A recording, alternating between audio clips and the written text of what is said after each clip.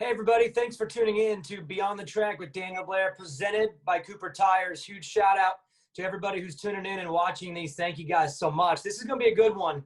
I got a real important person on the line right now. He's a former Supercross champion, but now he's a team manager, and they are just racking up these titles each and every year. They got another one in 2020. Will Hahn, team manager of the Star Racing Monster Energy Yamaha team. Welcome to the show. And I'll just kick things off with a big congratulations. You got yourself another title. I appreciate it. Yeah, it's been a heck of a ride to say the least. So since transitioning into this, and I think we've got the last 3 West Coast titles, which is that's the goal. We need to sneak an East one in there as well and double up one year, but we're working on that. Well, you got one for yourself though, so that's okay. You're a former East Coast 250 champion, but maybe you just haven't inspired your East Coast guys to follow in your footsteps yet. Maybe you don't want them to. That's your thing. Don't let the team have one. That's my title, you know. So hopefully I can keep that a little bit longer. And it's got so much dust on the plaque now that I think everyone's forgotten. No, I haven't forgotten. I know what you did. Hey, big congrats though. It's going back to back with a guy. I mean, let's just start and talk about that. Again, you've won 3 straight on the West Coast. Your team has done, tremendous job over the years. But when you go back to back with a guy, what's that feel like? I know from you as a racer, you have that perspective, but as a team manager, watching someone like Dylan Ferrandis win a championship in dramatic fashion in 2019, coming back with a 1 on the bike, you know what that 1 looks like on the bike, how good it is and how much pressure it is, but to be able to do it again, different competition, different circumstances. I mean, how did it feel to close that thing down in Salt Lake City and go back to back with him? I think it's almost, they always say that like your second one's harder to win, and I think it almost is because the expectations are so different, right? You almost expect it or expect yourself to at least be in contention no matter what. Because I think that first one, we were kind of chasing the last 5-6 rounds anyway since San Diego, and I think it was more like just win as much as we can and, you know, hope that a mistake or something like that to close this points lead in. And then, you know, luckily it worked out the way it did. And then this year you come in with the mindset of like you feel like you're the guy. I mean, I'm assuming for Dylan, that's what he was thinking. And us, we expected that. You know, his offseason went really good, was going really fast, and you're riding even better than last year. So we did expect to be in that position. But at the same time, then you're kind of the target. You know, everyone's aiming for you. So, I mean, it felt great. I think Dylan has already checked off a checklist that's that he dreamed of doing by coming over here. I mean, he made a big sacrifice by leaving his home country in France and moving here full time with basically just himself and Nastasia, his wife. So I think that's a pretty big step. And I think a lot of people somewhat discount that kind of sacrifice to come here on your own, basically, no family. So I think that what he's accomplished is, you know, very rare amount of people get to do that. So for him to do back to back is pretty cool. How has it been for you working with Dylan Ferrandis with him? From what I understand, the transition was really hard. Just fitting in, getting along. The food for him, he said, was tough. You being the team manager and having the ability to guide him, what was it like in that first year when you're just taking this French kid with a big dream, trying to help him implement it, but knowing that he was going through some hard times, just adapting to what we do here? Well, I think it's like anything, right? Like I think it's easy to be like, how hard is it, you know? But I mean, I've been out of the country multiple times, and you go to foreign countries, it's hard. You know, you don't speak the language. There's a language barrier everywhere you go. You can't really read signs that well. So putting himself in that position coming here, it's got to be really difficult. And then on top of that, obviously the food was difficult for him. Not used to, I guess, no different than we are. We go there and you drink the water. You're probably going to get sick type of thing. So I guess it's one of those things where you got to learn and balance that out. And it was cool to be around that and see him just progress. I think I know early on when he came here, he had, you know, really good raw speed and everything like that. But it's really transitioned into being, you know, kind of unmatchable. For you, again, you won a championship as a racer. Now you're racking them up as a team manager. But I want to go back to the beginning to the early days. Little young Will, remember that guy? It's been a while. You remember that guy. You remember that guy. Tell everybody what that guy was like. Your little brother, Tommy's racing. That's your big brother. He's racing, finding success. You're just the little brother, but you're starting to build a path for yourself in your amateur career. Take me back to that time when you're just a young racer with your own aspirations and dreams.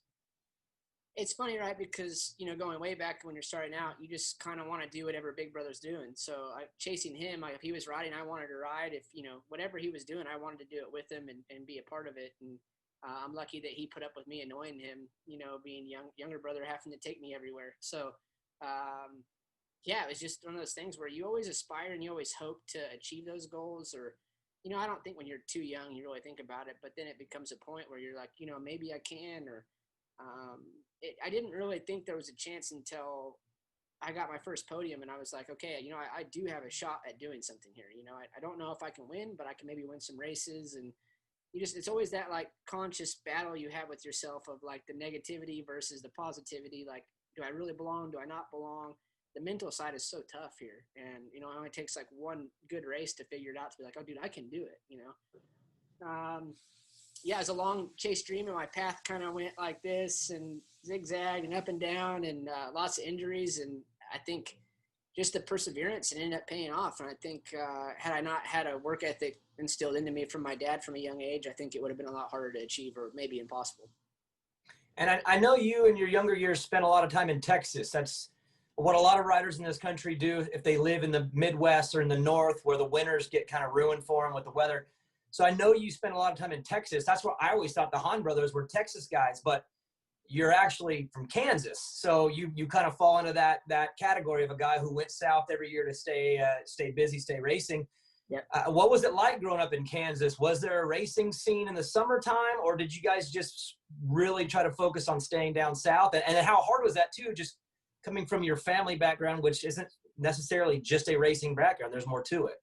Yeah, I think for us, it was more so like during the winter, we just raced arena crosses. And in hindsight, it was probably the best thing for me because I learned, stadium type events and timing and stuff like that, which I think when we did it, it wasn't a plan. It was just, that's the only option we had in the wintertime. And I think little did we know it was actually going to pay off into being a good Supercross rider when it was time. Yeah, I mean, we spent a lot of time in Texas and Oklahoma. We also raced a lot in Kansas growing up during the summer. I'd say the competition level, once we got to, national championship contender, I guess, as an amateur level, it wasn't, I'd say, good enough at that point there. Like, it wasn't, the depth wasn't strong enough. Yeah, there was fast guys, and I mean, fast guys have come from there. But we knew that we had to be in Oklahoma and Texas to have the competition to push us to that next level to, when we go to Loretta's, et cetera, to be ready to go race. And again, you guys come on the map. I remember your brother first, and I remember a lot of people saying, hey, his little brother Will, he's more goofy and fun and just kind of playing around. Even when I met you, that's how you are. You're a goofy, fun guy. When did that transition, I guess, go from being Will, the younger brother who's fun and talented, to, whoa, this guy's going to actually go for it. He's going to get on the podium, like you said, win races, ultimately win a championship. Did you kind of grow into that as you became a pro and adult, or was that brewing in those young, fun years when you were kind of bouncing off the walls a little bit?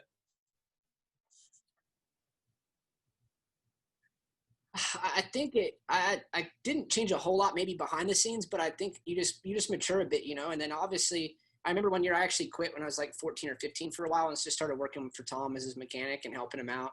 And he actually had me come to California when he was out here, getting ready for Supercross, and like talked me into giving it one more go. Like, I give him a lot of credit because I was kind of over it at that point. I'd gotten hurt a few times and it just wasn't that fun. And like you said, at a young age, I don't know that I took it that serious. Like, yeah, it was fun. It was something we did, but I didn't know exactly what I wanted. You're at that junction in the road, right? Like the fork in the road where you're like, I'm not sure. Do I want to go down that path? It's not really that fun to me right now. I'm not really enjoying myself. And yeah, I said, luckily he kind of talked me into saying, like, dude, just give it one good effort. And if you don't make it, you don't make it. And you won't have a regret, and go from there. And I'm really glad he talked me into it. Yeah, I think it worked out. Yeah, it ended up working out. Thanks, Tom. And you mentioned about just kind of swerving in and out with your career. You were at the MDK KTM team, TLD, Geico Honda. Now you're at the Star Yamaha team, but that's actually where your pro career started, at least from what I remember. I remember the old number 99? Yep. Yeah, I 99. rode, Yep. rode the last two nationals in the summer of 2007 after the Rettas, earning 99, which was pretty funny and actually kind of cool. Spent a year here, and actually had some decent results. I think I got a 6th in a Supercross. But like, again, up and down, like I just wasn't experienced enough as far as knowing what to expect. And especially when you're, 17, 18 years old, you feel like you got everything figured out. I got the world, I got it figured out. Don't worry, so Right. Took a couple years to grow. And then at the KTM team, I got my first podium, and then that secured me right at TLD the final year, which that's really where things started to really click for me. And then obviously you transitioned to riding for Geico Honda, where you won your title. Yep. Do you remember a certain Geico Honda bike that you may have ridden, maybe not allowed to, but you kind of really liked it? I feel like I might have contributed a little bit to your future decision making at that point. I don't know. I'm just saying. Yeah, it didn't hurt my decision, that's for sure. I remember riding it and being like, geez, dude, like, how do I get back on my bike? But yeah, well, it's like it's the forbidden thing, right? You're not allowed to ride another rider's bike, but oops. Yeah, we did that a little bit. Yeah. Anyways, I'm glad you liked my practice bike. So then you make your way back to the Star Yamaha team, but that was kind of a weird transition too, because you were racing, you went 450, you were riding for Factory Cowie. You had some injury, like you had a rough couple of years there where it just wasn't really, I mean, you just kept having these big hurdles with the injuries, and then kind of heard you were maybe going to do this, boom, that, and then now you land where you're at, and you've obviously grown into that role now. But what was that like, those years where it was like kind of coming to an end? You kind of had those injuries racking up. You were looking for a way out. What am I going to do next? I mean, we don't always just luck into landing where we end up loving life. That's what you end up doing. But how did that all happen? Take me back to that time and just that decision and those feelings back then.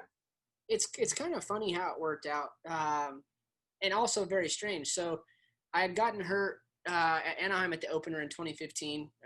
Just had a mistake in practice and crashed pretty hard and broke my back. And I was in the hospital, and actually Ziggy from Factory Connection had come and visited me in the hospital, and Jeff Myshak, and they said, hey, whenever you're done, like, just so you know, there's a job waiting for you.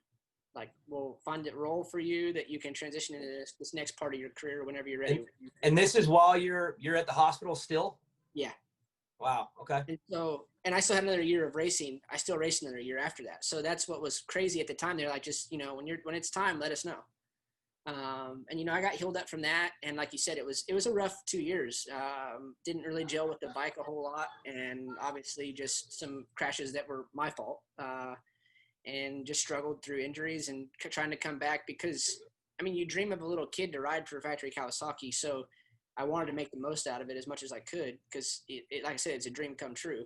And it didn't work out. And, I'm bummed for that. But at the same time, I'm glad I got to achieve that goal. And, like I said, most people don't get to. So I'm still very fortunate I got to even ride for him, even though I think I broke more parts than I did good. So, but no, it all worked out for the best. And then the last time I got hurt at Atlanta, there was actually a big pile up. I think Short and Nicoletti had crashed. And somehow one of the bikes hit me while I was in the air. And I ended up breaking my shoulder blade, dislocating my shoulder, and doing some stuff. And at that point, when I walked off the track, I obviously knew I wasn't going to get re-signed there, which I don't blame them. There's no reason to. And I think when I left the hospital after that last surgery, I kind of knew, like, that's probably the end for me. Like, I not that I was scared to get hurt. It's just how many more times do I want to – I felt like I was constantly chasing this. I was behind, like everyone that's racing's here, and like I want to be there, and I would like start getting there and then back here, and then I'm start getting there and then back here, and I was just like, I didn't want to keep going through that. Like I felt like I had to work like twice as hard to get back up to that level, and I just couldn't get back to it. And I was happy about it. Like I was kind of nervous when I made the decision, and I showed up to Anaheim 1 to watch, and work, and I was nervous how that was going to feel. But when I got there and I felt this sense of relief that I didn't have to have the expectation and I didn't have to have all this pressure and all this stuff for the first time in my life in a really long time, in about 10 years, So it was like, for me, I was like, I did the right decision. I made the right decision. I was like, this is what I was supposed to do at this time. And yeah, it ended earlier than I ever wanted it to. I didn't want to be done racing at 26, but at the same time, look what it transitioned into. And I have a really good job. I work with a really good group of guys, and, thankful for that. Again, the team's been really successful. The Star Yamaha guys you guys have a great bike, great program. Results don't lie.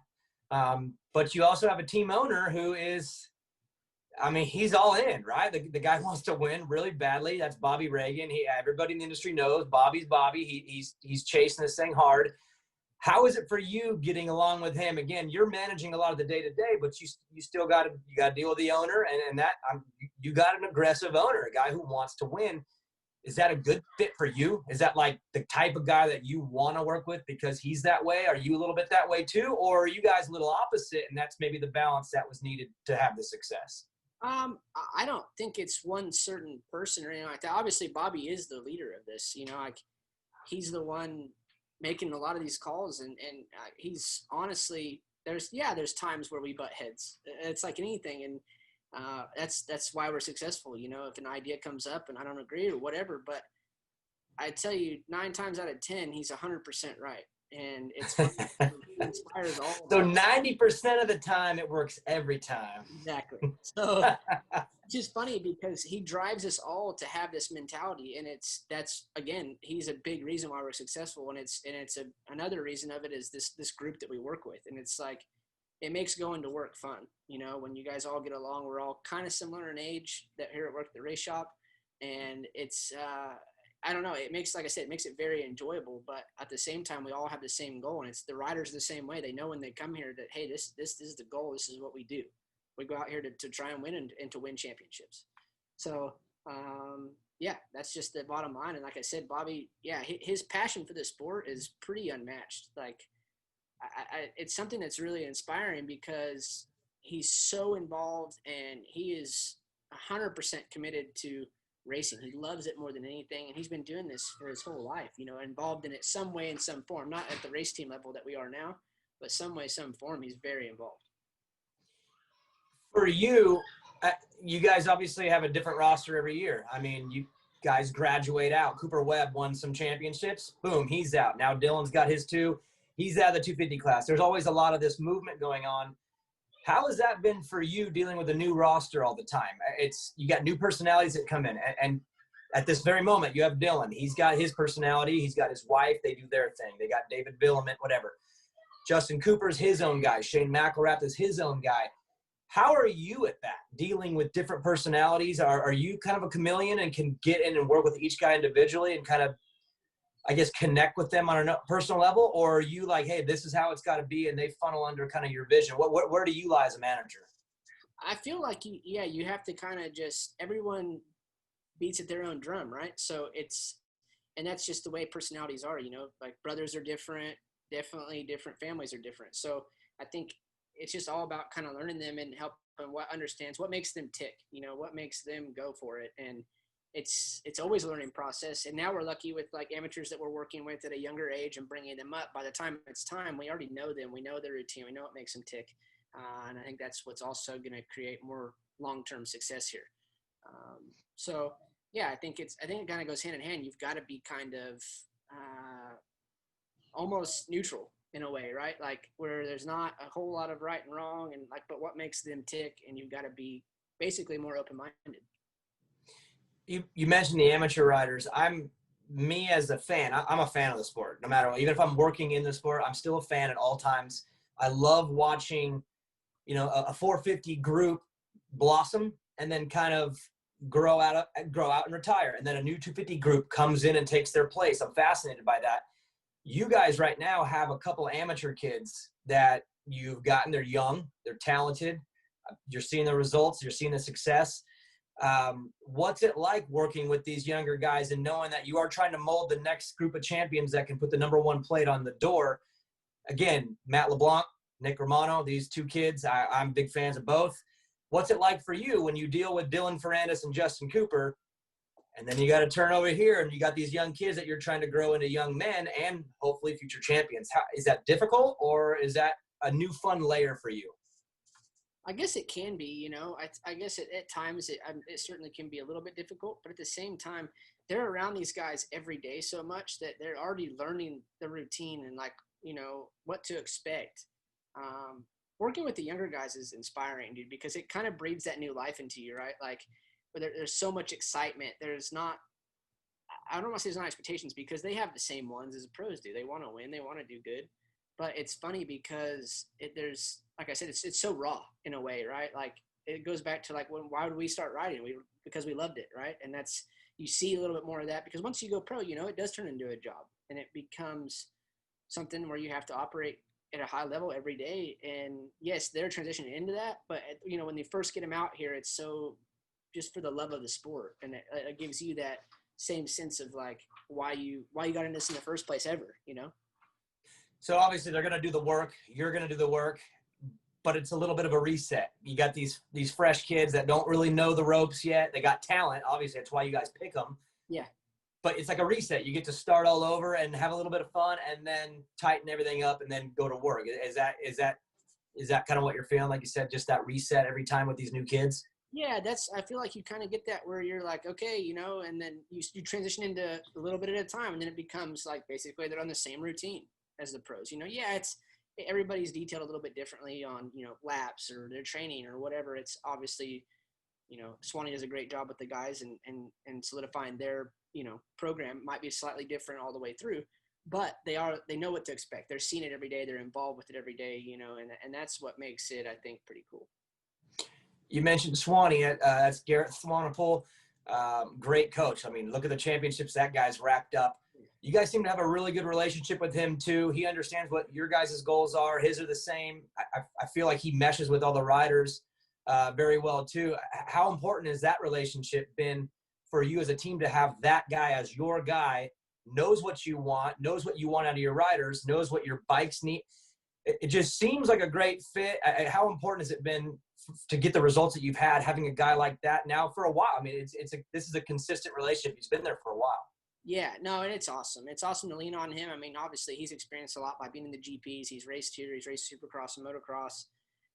His resume is big, and obviously he's got a lot of titles with these guys, and you don't do that on accident. So it's great to be involved with them. And then also, you wonder sometimes maybe I should have trained with him at some point. So, maybe it would have lasted a little longer. But it's one of those things, right? Like, I think it's, like I said, it's really cool to be around him and see what he does and, like, his, mindset on some things. And like I said, it's not one person, but I just know this whole operation just gels so well together that everyone's focused on the same result.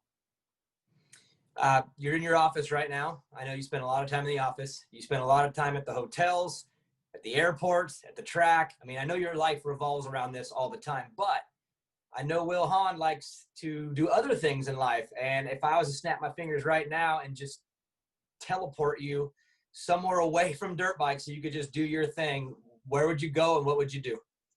I would either go to a Formula One race or you would zap me to Kansas and I'd be hunting. Hunting. That's how I knew you were going to. See, you mentioned the race first. I'm trying to get you off the racing for a second. No racing, no 2 4 wheels, nothing. Just Will by himself. He's going hunting. Yeah, 100%. Well, is that something? Did you always do that as a kid, or is that something you picked up lately? I would assume with Kansas, this is probably something you've done a bit. Yeah, we did it. I mean, I grew up with, my dad having a shotgun in the truck, and we would drive down the road, and if it was pheasant season and you saw one, you get one, you bring it home, and we're eating it that night. So that's just kind of that's just how we grew up to be. So I didn't do it much as a young kid. Mainly some birds and stuff here and there, but no, like it's kind of somewhat recent. The last couple of years, actually, one of the guys I work with, Brad, is pretty heavily into it. So, to be involved with him and stuff, and we've done a couple hunts together and been involved, like obviously go deer hunting together. So, it's been a good experience, and I can tell you that the adrenaline you get, and I know it's a sensitive subject, and some people don't agree with it and like it, but it's pretty crazy and it's a good time. I can imagine it too, other than obviously the hunting moment of when you're actually doing the hunting, but the rest of the time, the trip and just being outdoors, is it kind of one of those things where life gets to slow down just a little bit too? I know our life's so fast paced, man. And I feel like everyone has their thing that they need to do to slow down. Is that the thing for you where everything can just go quiet, calm, and just pump the brakes a bit? Yeah, it's nice to just turn off. And obviously going, home for that is also a good thing too, to be around people I grew up with and see friends and family and whatnot. But also, yeah, like you said, you can kind of turn the brain off for a little bit. And like I said, even when you're not hunting, you're relaxing or doing something else up there that you can, like I said, it just slows the pace way down. Cause like you said, we're all just wired to go and get it done now, Right. So back 2009, I lived at your brother's house, Tommy Hahn. Will was living there. Ryan Sipes was living there. Justin Sipes, I think, was living there. He slept most of the time. Yeah. We worked hard, Will. We did. We rode. We played basketball. We played Uno. Trained a little bit off the bike. But now I know you're like a cycling fanatic. Do you work harder now than you did back in 09? Possibly the 09. Yeah, it's possible. I mean, I do love it. I enjoy it still. And it's just a different challenge, right? And I think that. Yeah, but what is the drive with that, other than being with your team and your guys? But what, dude? I know you cycle. I know you're into it now. Like, what is it now that you're driving for? Is it just self improvement? I mean, I'm just wondering. As I would think you'd be past that and be like ready to chill a little bit. But I feel like you're working harder than ever now. Like, why? Yeah, I don't know. I think it's just self-satisfaction. I'm not sure why exactly. And I think when we get to go on a ride with the guys that I can show them I still have it. Maybe it's ego. I don't know. But it's still nice to feel that feeling still, like I could still wick it up if I want to. You know, I'm still strong enough. Do you whoop them a little bit on the cycle? If we mountain bike, yeah, I can give them the business. What about on the bike too? Because I know you still ride a bit. And you're all over the place. You're on a 2-stroke, and then you're on a race bike testing. Do you still get fun out of the riding, or is it more of a work thing where you're doing it to improve the bike and the team? Because I know you're a good test rider too, and you help in that department. But are you getting self-satisfaction and personal enjoyment still out of riding? Oh yeah, of course. Like, I mean, I still get to ride a factory bike. Like, if you'd have told me that, like, once I retired, I was still going to ride a factory bike most days, I'd be like, sign me up, you know? So, yeah, you definitely still feel the love. And I think maybe more so now because I don't have to be on a stopwatch or anything like that. I just get to ride, feel the bike at my speed, you know? And no, I'm not that ship sail. I'm not near those guys. They're on another level, and I don't want to be at that level anymore. So, especially outdoors. Yeah. So I never was at that level anyway. So, for me, yeah, you definitely get a lot of self-enjoyment out of it. And then also, you know, maybe to relate to them on the weekend, it's nice to feel what they're feeling. And, okay, yeah, we felt that here. And, you know, we can do something here, or at least an idea of what's going on through them, even though it's at a different speed. You guys have a good bike, really good bike. We all talk about it all the time. You guys figured that thing out. I'm always curious in the off seasons when you're trying to, not reset, but build off of last year. Okay. So say we go into 2021, you want to build off of this year, make the bike better. How do you do that when you have a bike that's at the top of the class? The power is there, the suspension, the titles keep racking up. What are you looking for? Because I know you're never satisfied. So what is it that you're looking for to make that bike better when you already it looks like you have everything figured out? What are you looking for in off seasons trying to improve a bike like that?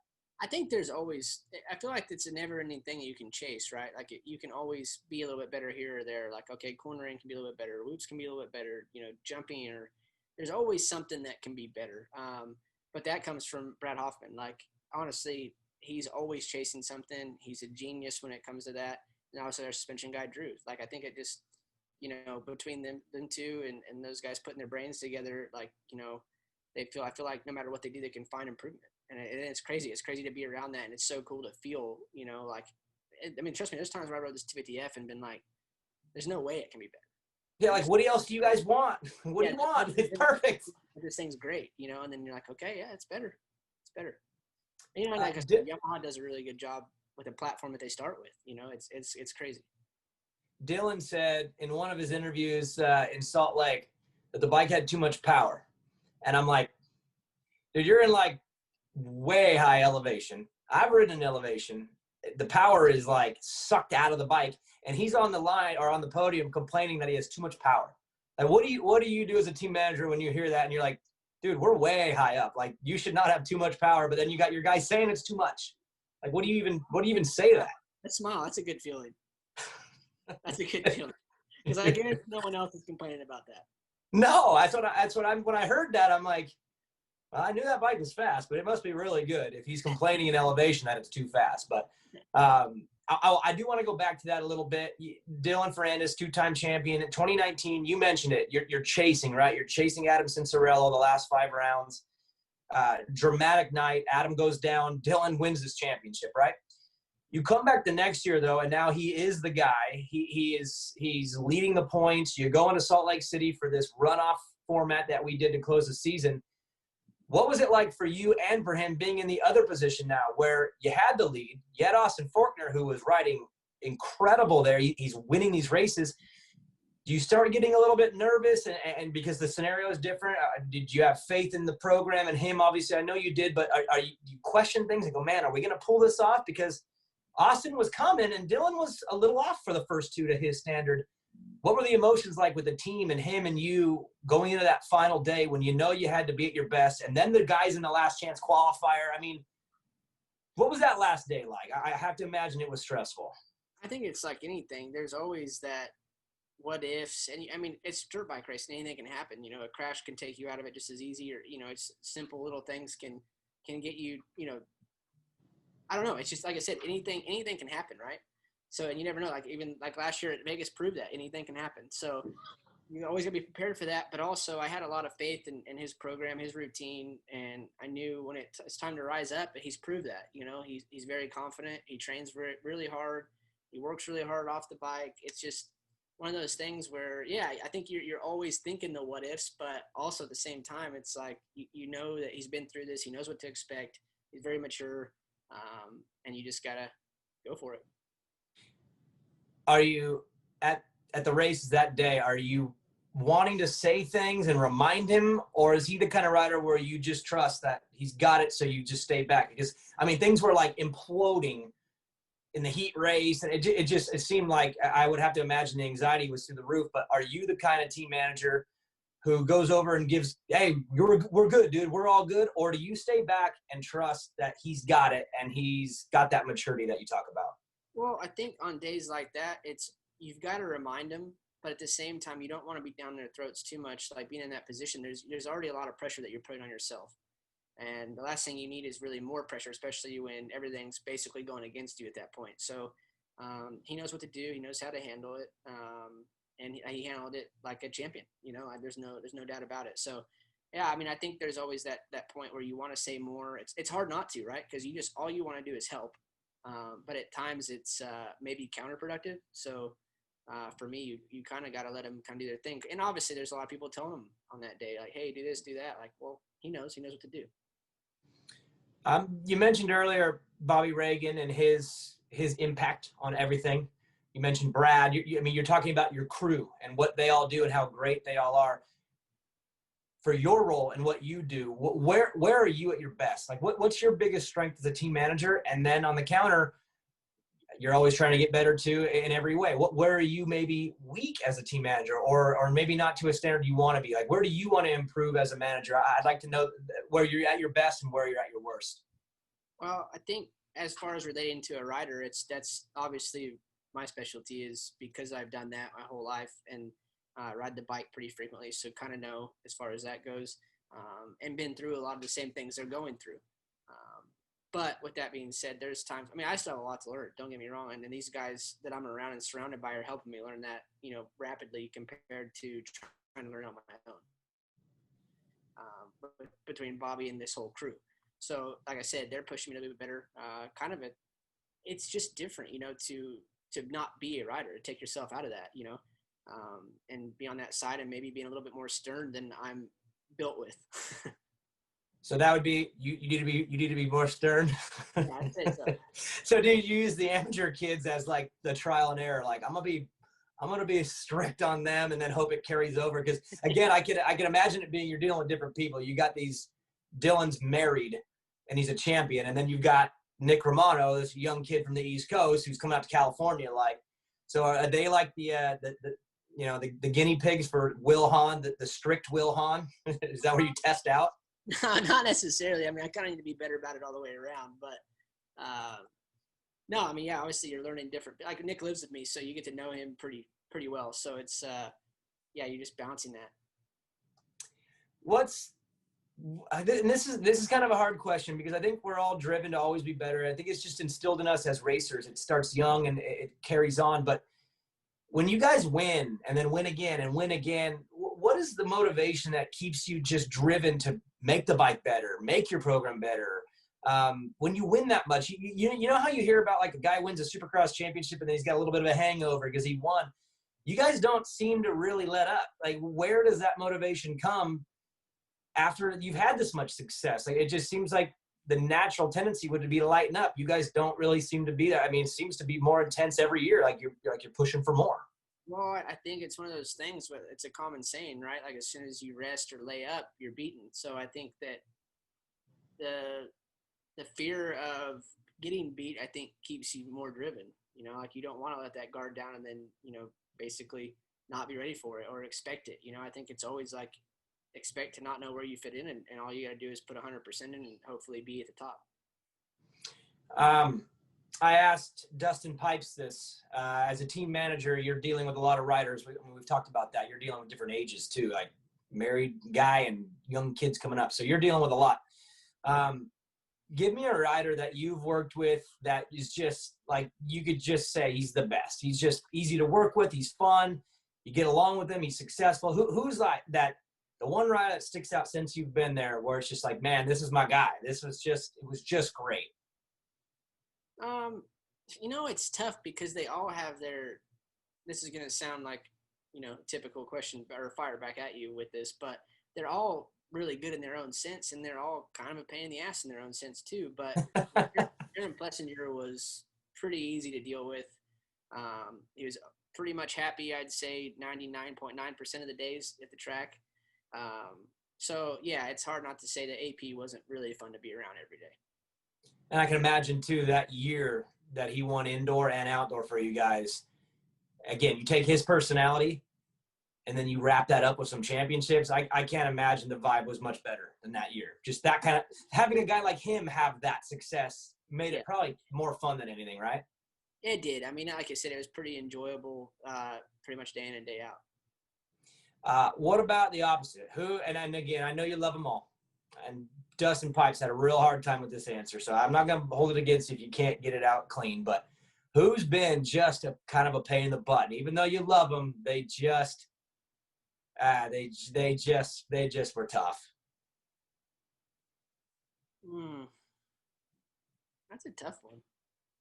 Are you trying to figure out which rider to not offend? Like, who will take it the best when they hear it? No, I'm just thinking like, it's tough because, and this again is going to sound like I'm just dodging it, but everyone's pretty put together. Like no one's really like that bad, like to deal with. Like it's pretty funny that really no one gives you that hard of a time. Like, yeah, it's all kind of the same story, but like no one's really that bad, dude. So you guys just pick good guys then? Well, I just think, like I said, it's the environment that we're in. Everyone's pretty happy to be doing their job. I got two more questions for you. One goes back to Dylan. We'll go back to Anaheim. He hits Christian Craig pretty hard, and the crowd they went nuts. It was so loud in that building. They were so mad. And me personally, I felt bad because I didn't feel like it was intentional. I felt like it was just bad timing. He timed it wrong.